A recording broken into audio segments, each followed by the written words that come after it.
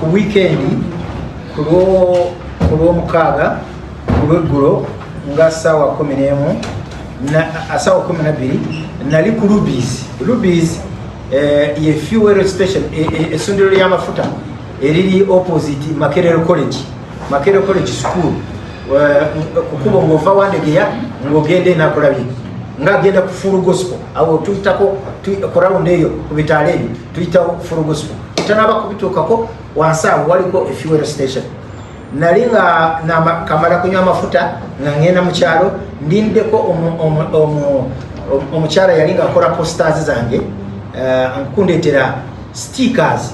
yalangambye 20 minutes nga mulinzi mu 20 minutes awo nengulawo akasuuli kulya kubanga nali maze olunaku lwonna nga neewuuba nga siridde naye nga kangula akasuuli ngire nga akalya akafu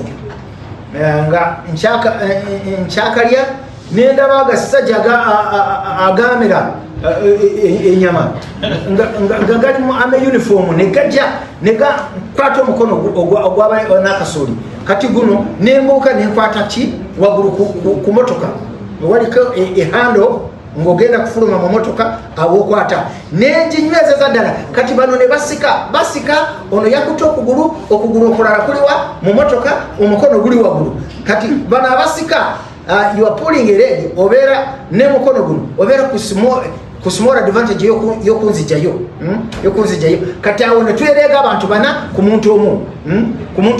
ne batwala okugulu kw'empali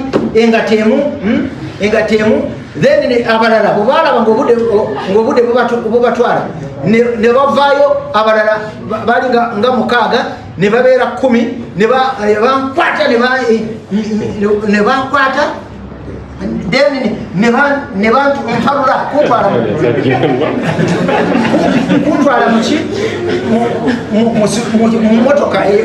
ebiseera bino yebayita drone yalaawo ekola ki eyimiridde erina abalala abasirikale nga bagikumye nga buli omu bamutadde ku gun point then awo ne batuusa ku mulyango nenkwata waggulu y'omulyango awo we bankubira emigo ey'embooko z'amasanyalaze gye baalina abaaliwo abo bakiraba waliwo muzeeyi asavisinga motoka yajja n'atunulira yambulidde eyo vidiyo obwagitunulira amaze ennaku 2 nga naye tayeebaka buli bwatigeza kwebaka nga yahamuka ng'awulira embooko zivuma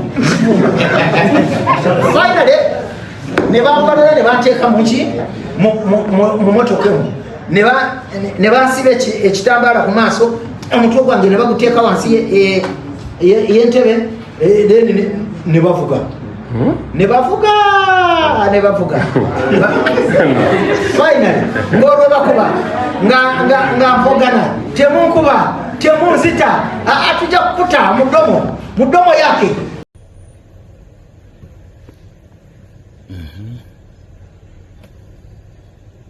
So they paused everything, even the traffic.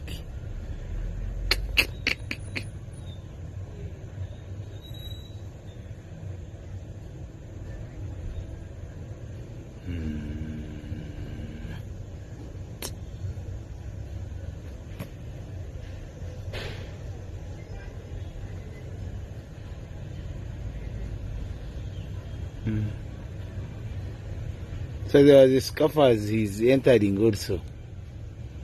Hey, they beat me up, you can see. Up.